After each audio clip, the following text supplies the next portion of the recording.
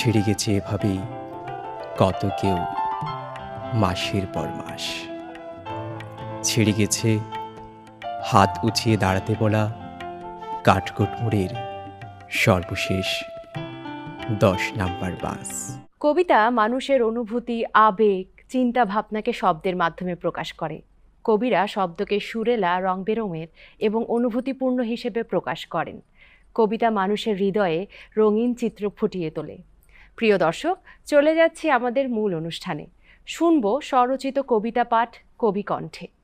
দুর্দিনে ছেড়ে গেছে কত কেউ, খুব কাছের চেনা মুখ, কাছের সোনালি ঘড়ি, খোয়াব দেখার মতো ঘুম জড়ানো রাত।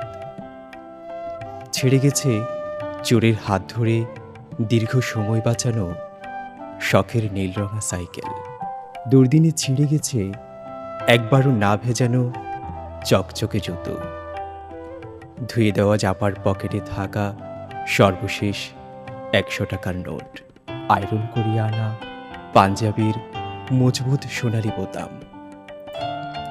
ছিঁড়ে গেছে এই শহরের রাতের মাস্তান মশাদের তীব্র যন্ত্রণা থেকে বাঁচার একমাত্র অবলম্বন মশারির এক পাশও।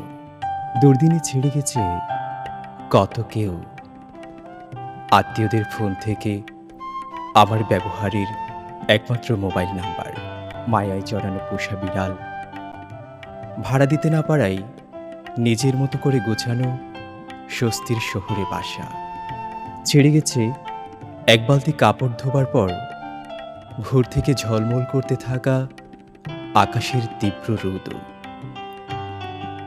দুর্দিনে ছেড়ে গেছে কত কেউ, টিউশনির টাকা জমিয়ে কেনা রোদ বৃষ্টিতে আগলে রাখা ছাতা, প্রিয়তমার ছবি লুকিয়ে রাখা ছেঁড়া মানি ব্যাগ, আর শূন্য পকেটে ঘন্টার পর ঘন্টা জমে থাকা বন্ধুদের আড্ডার ফেলে আসা সময়।